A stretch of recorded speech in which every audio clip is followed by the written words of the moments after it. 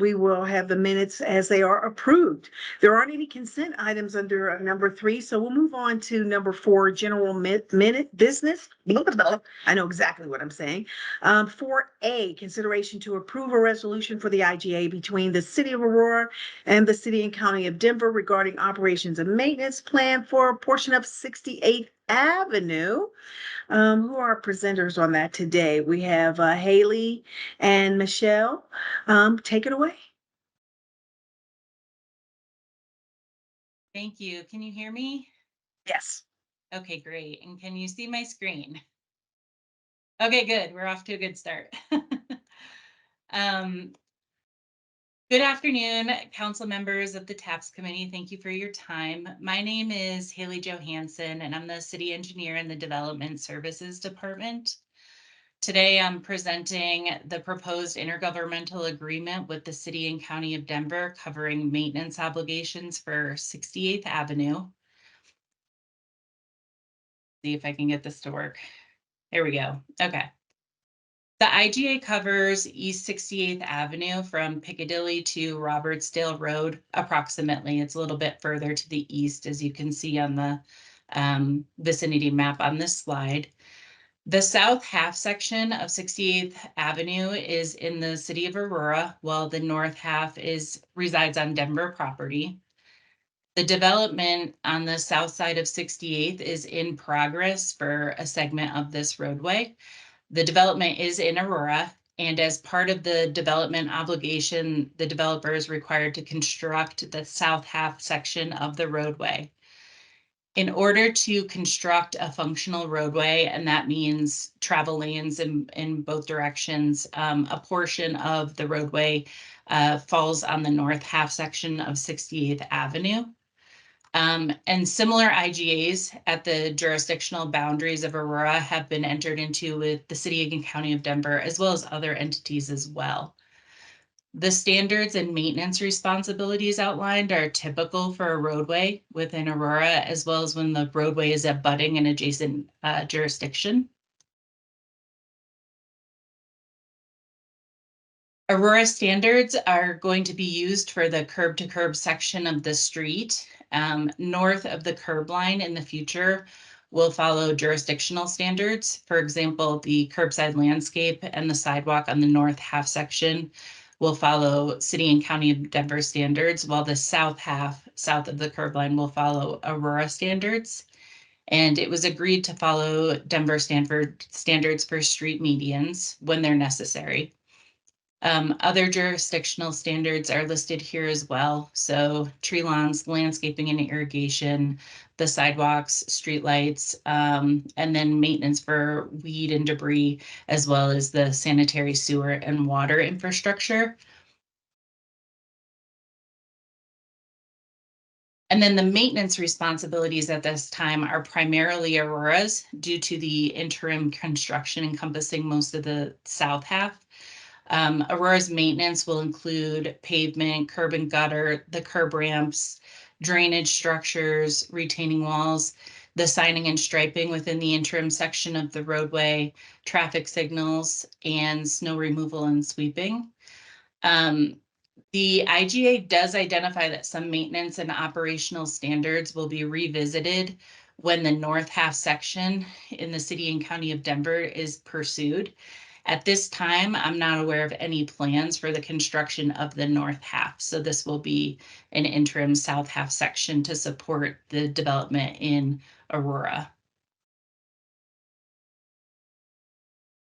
And then with that, the question for the council is, does the policy committee support the resolution for the IGA between City of Aurora and City and County of Denver regarding the operations and maintenance plan for a portion of 68th Avenue moving forward to the next available study session? And I'm also happy to answer any questions that you have as well. I do have one question. When we talked about the curbs in the street and how this looks, is there typically a drastic difference between how Aurora does things and Denver? Because I've noticed in some streets you can tell when you're in one part of the neighborhood from another because it's so definitely different. Is that the case that's happening here? Yeah, I think I don't know the specific difference between the sections that would be proposed if this was an Aurora standard versus a Denver standard for this particular section. But even when the north half is constructed, it will follow the Aurora standard for the laneage and the width into the north half section. So you'll feel a consistency of the Aurora standard from that perspective. Okay. Will there be any, um, like traffic calming bike lanes or anything unusual like that? Or will it just be a plain flat road with the standards that we see on most of our streets?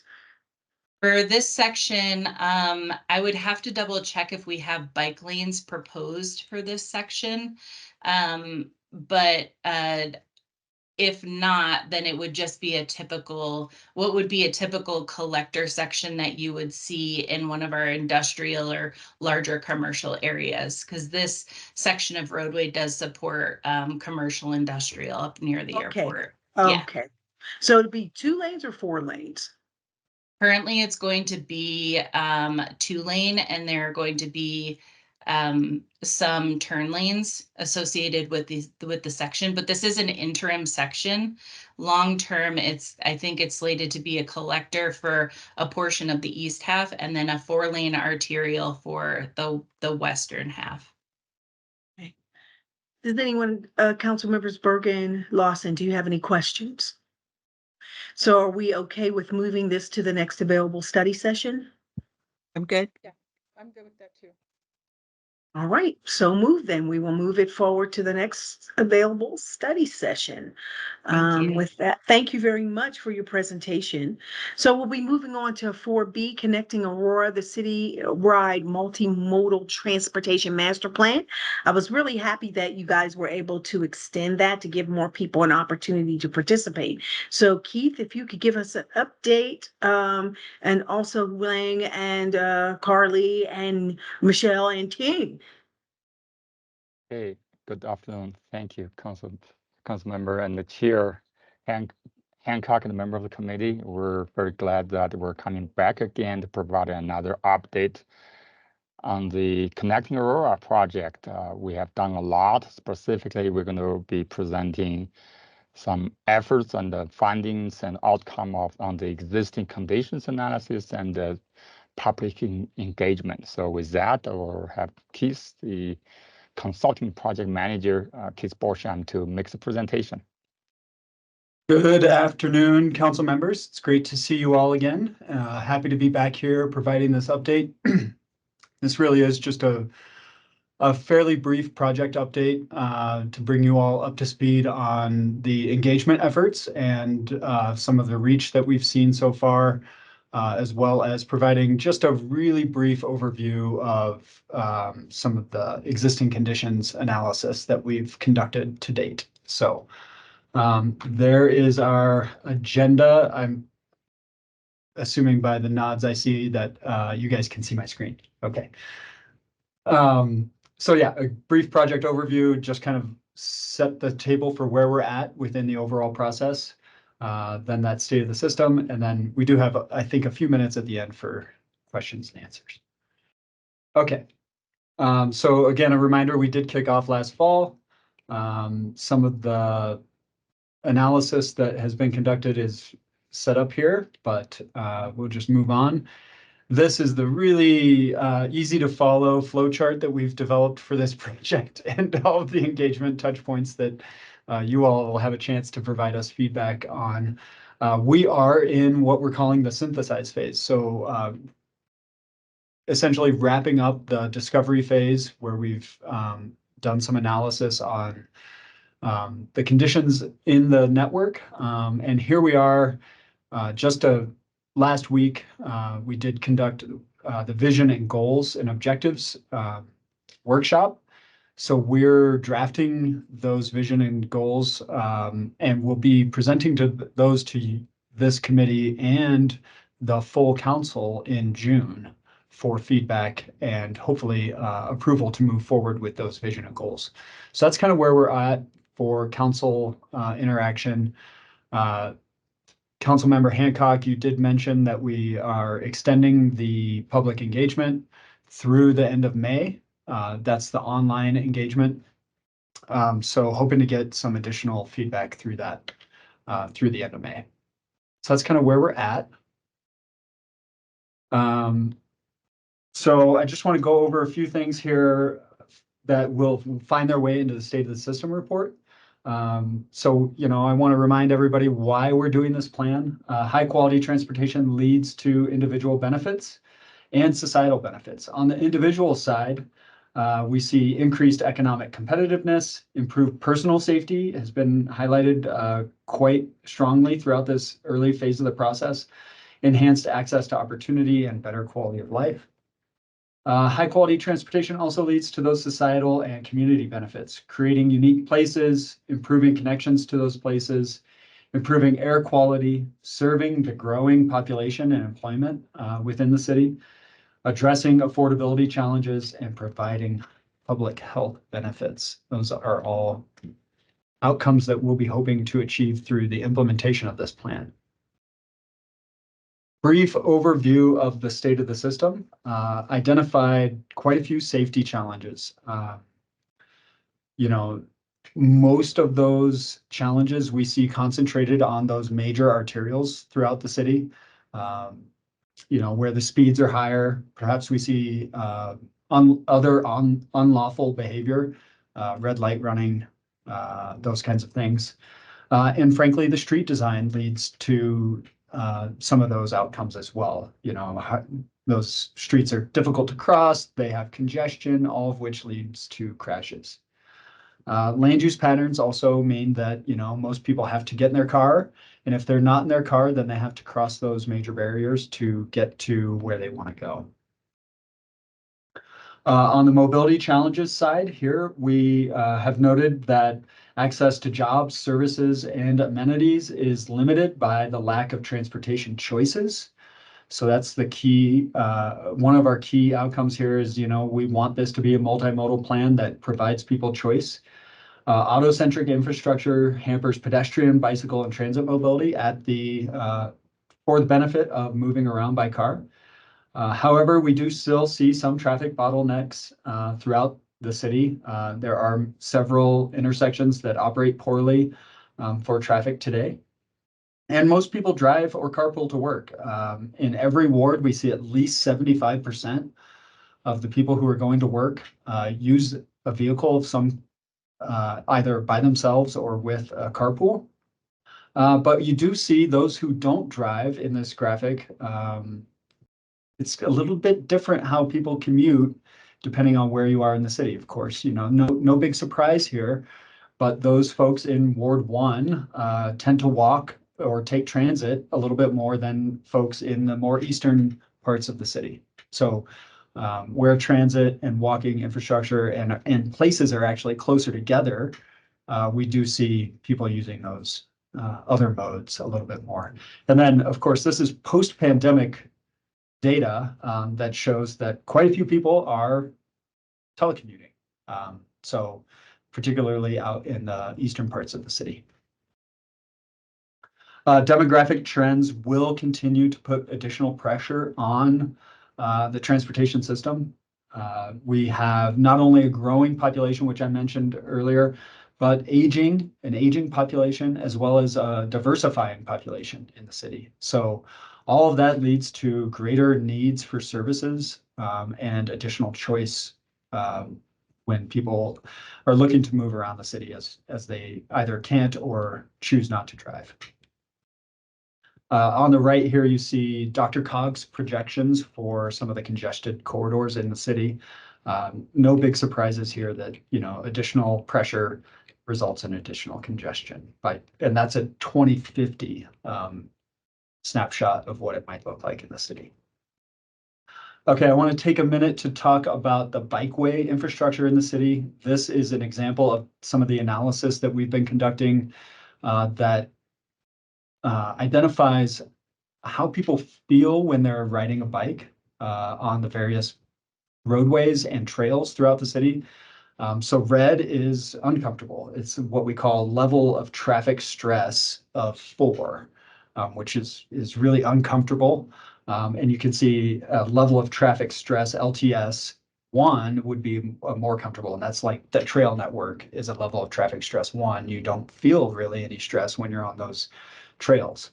And the way the city's infrastructure is laid out, we've created these kind of islands, what we call low stress islands, where if you're in your neighborhood, you actually feel pretty good, right? You're riding around on your local streets and using the trail network. But once you try to leave your neighborhood, you have to cross one of these major barriers, and that makes it really uncomfortable. And so it limits people's ability and decision making when they are trying to bike around the city. So that's a key outcome of our analysis here that we'll be hoping to address through the recommendations of the plan. On the transit side, I just want to highlight this is one of the analyses that we've done. It's called a transit propensity analysis. And it's essentially a look at different demographics that lead to people deciding to use transit or needing to use transit. It's a combination of a variety of factors that all kind of culminate in this index.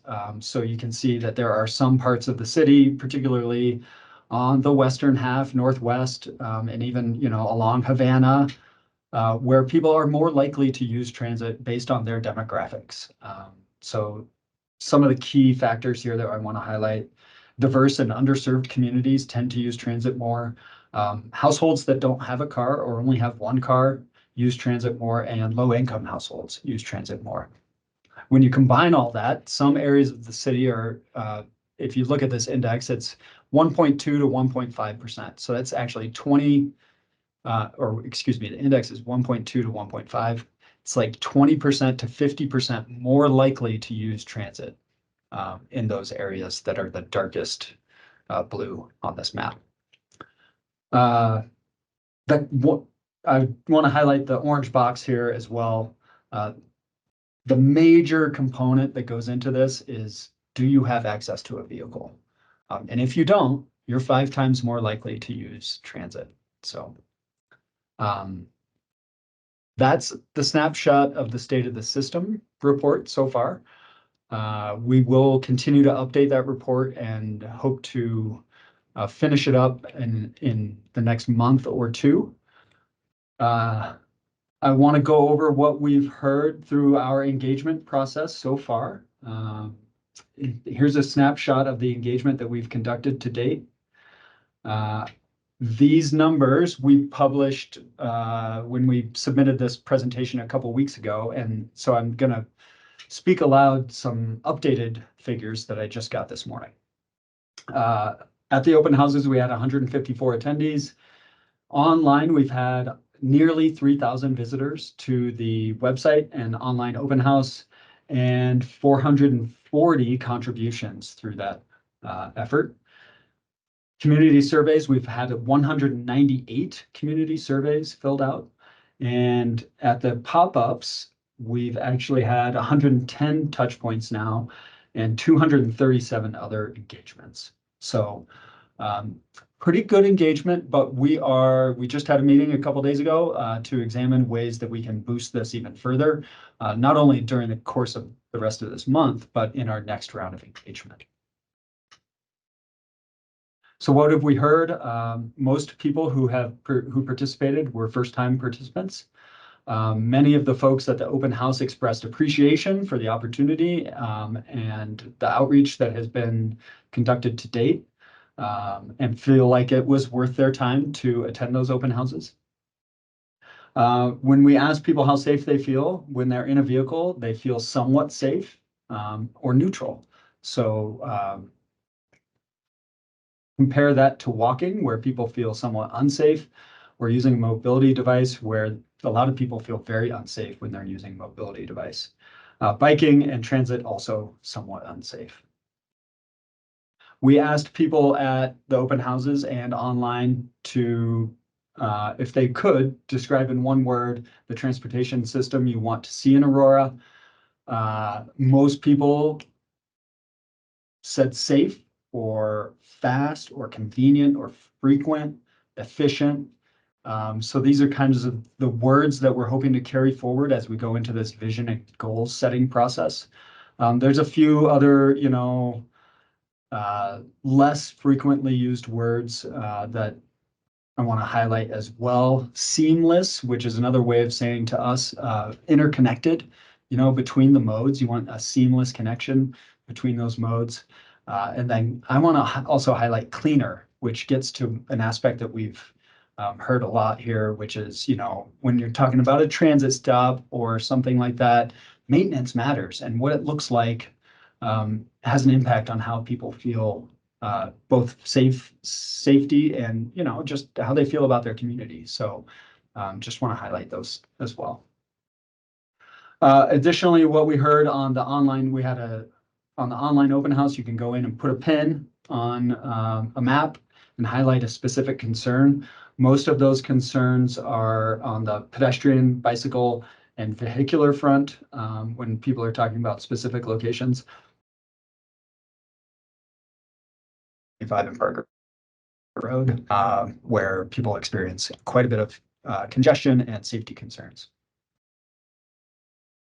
A majority of people, this is a slide about what we heard at the pop-up events. So on the screen, you'll see a picture from an event that City of Aurora staff attended at the Community College of Aurora, as well as a feedback board that was filled out at an event at Anschutz. So majority of people drive to work or school currently. However, on the other side, where do people want to see improvements? Well, most people want to see improvements to transit or biking in the future. So a little bit of a, chicken and egg there, where people are driving, but, maybe they're only driving because they don't feel like they have the facilities that they need to reach those destinations on transit or by biking. So overall summary, key issues, safety for all modes, and then on the transit front, frequency and access to transit are the key issues.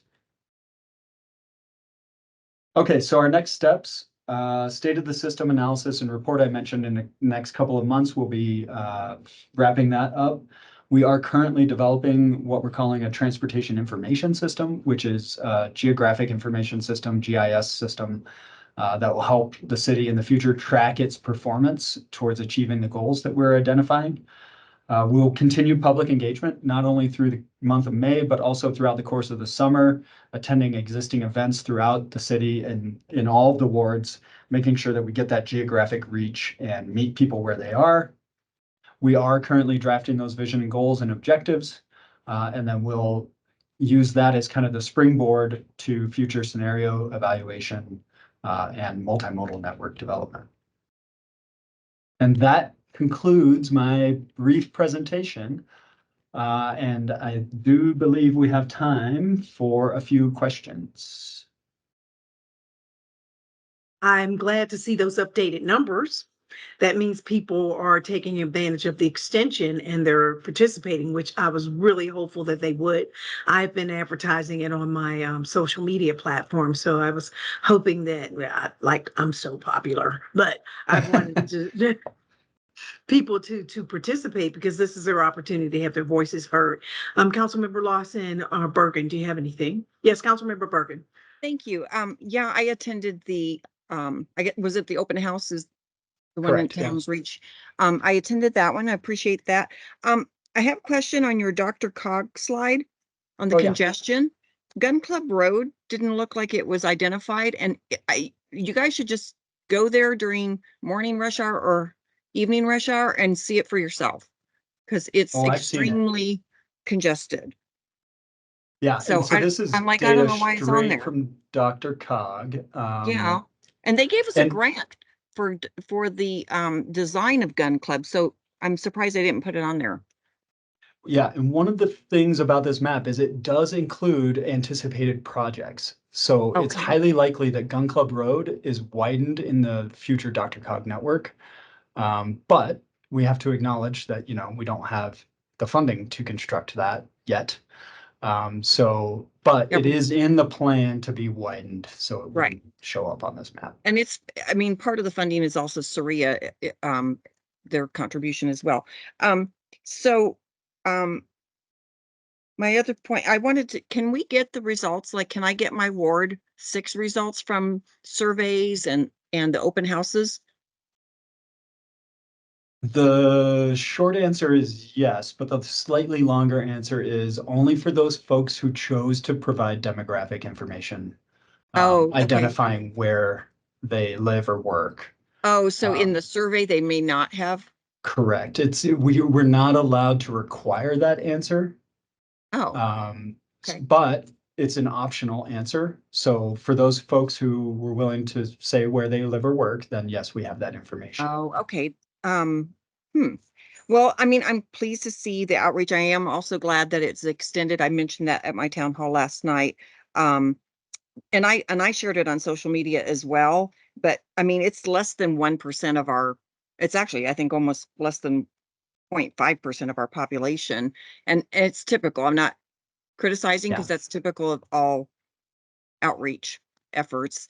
It's just disappointing because we did do a lot, I think, as council members to get it out there as well as the city staff. And unfortunately, we don't hear from everybody. So, but thank you.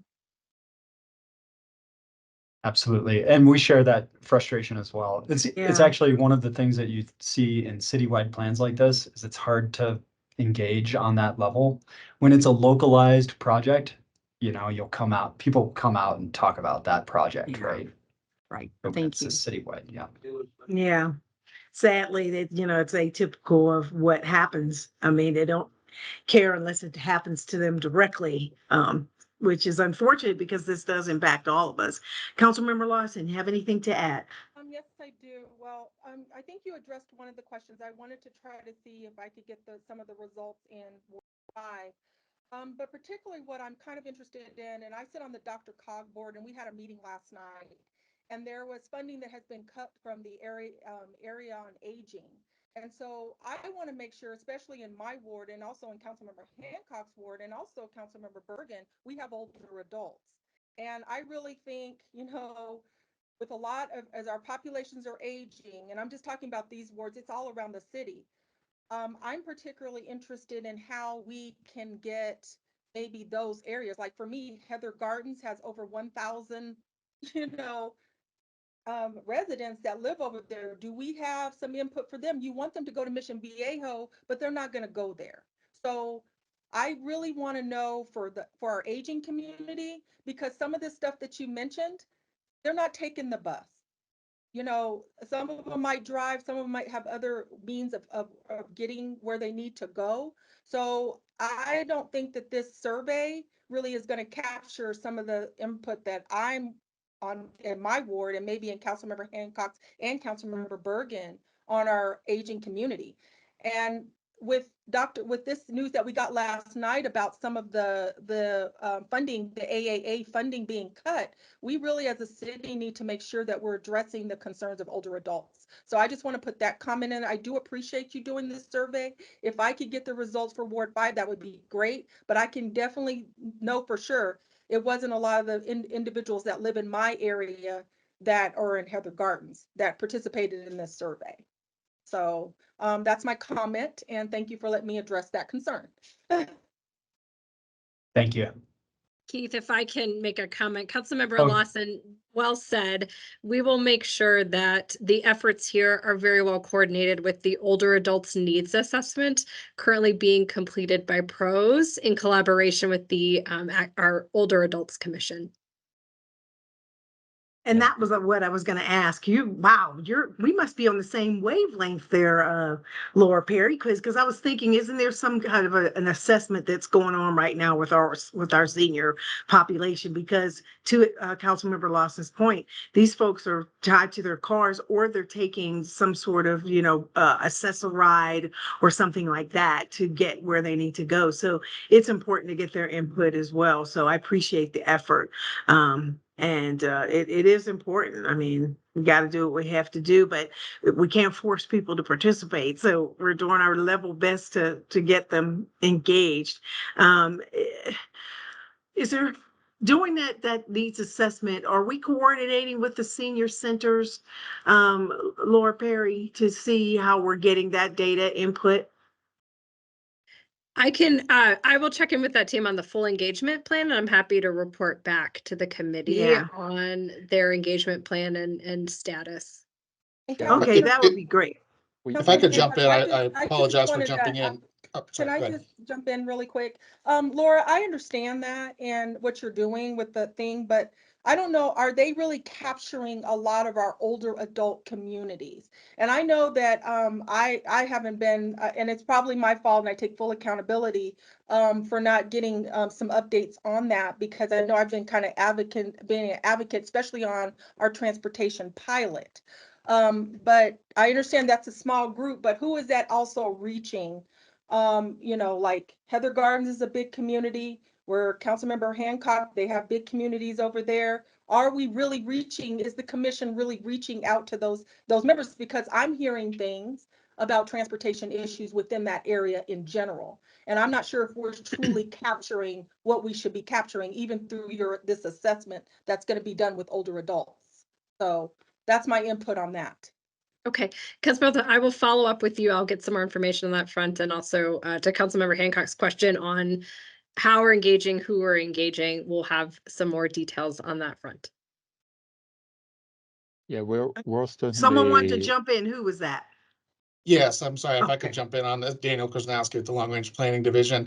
I will say that there is staff that spans both of those projects that's ensuring a little bit of cross-pollination between those, information sharing, some of the input that we've received in the older adults assessment is being shared with the transportation team.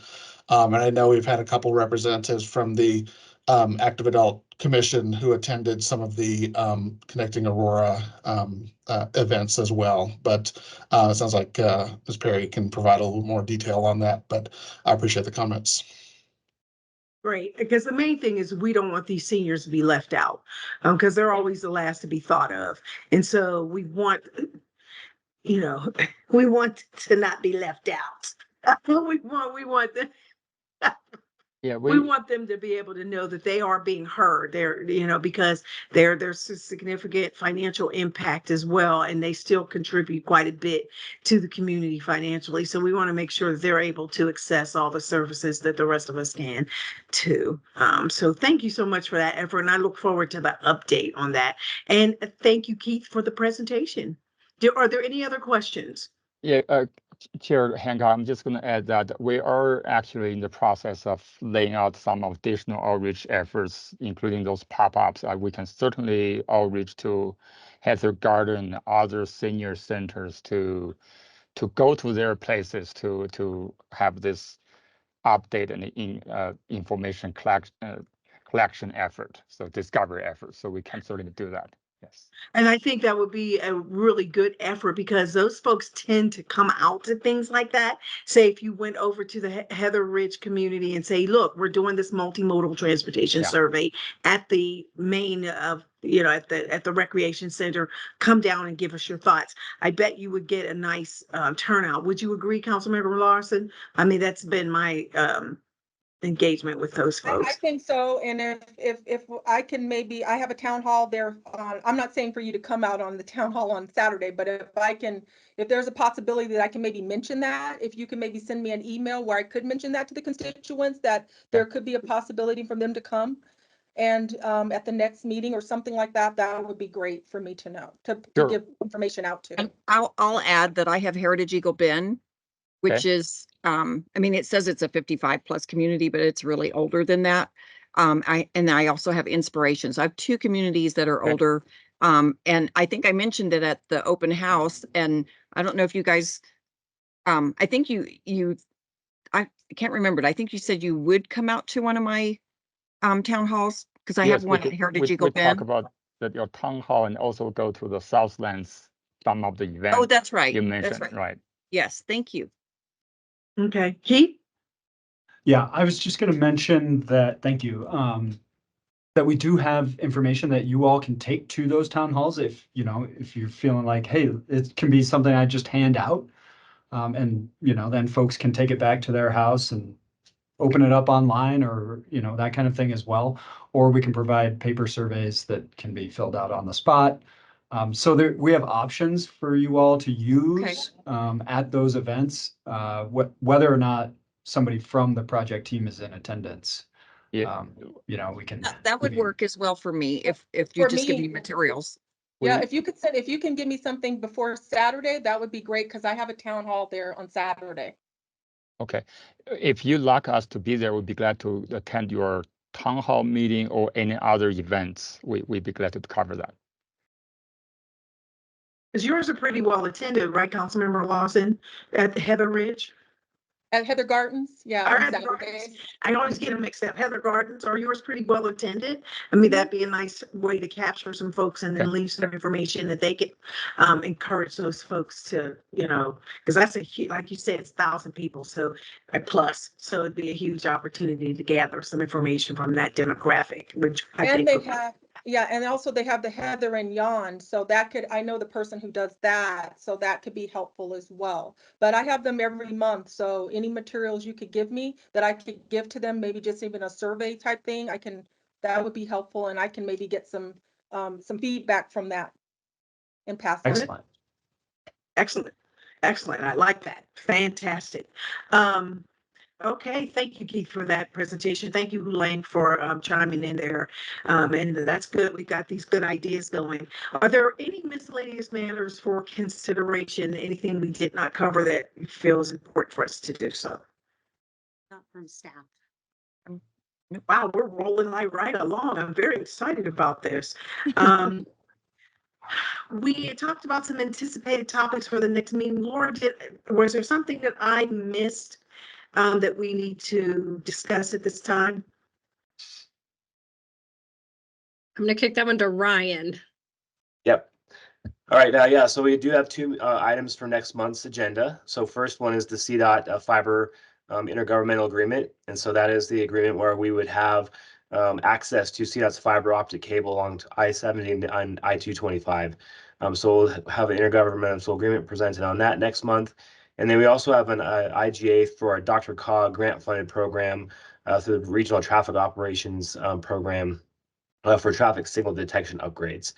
So both of those intergovernmental agreements will be coming to TAPS next month. Ryan, also, we're going to have a presentation on connecting Aurora together with the council study session as well in June. Okay, so we have 3 items then next month.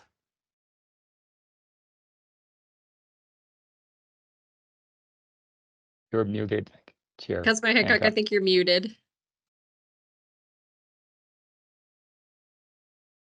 You know, my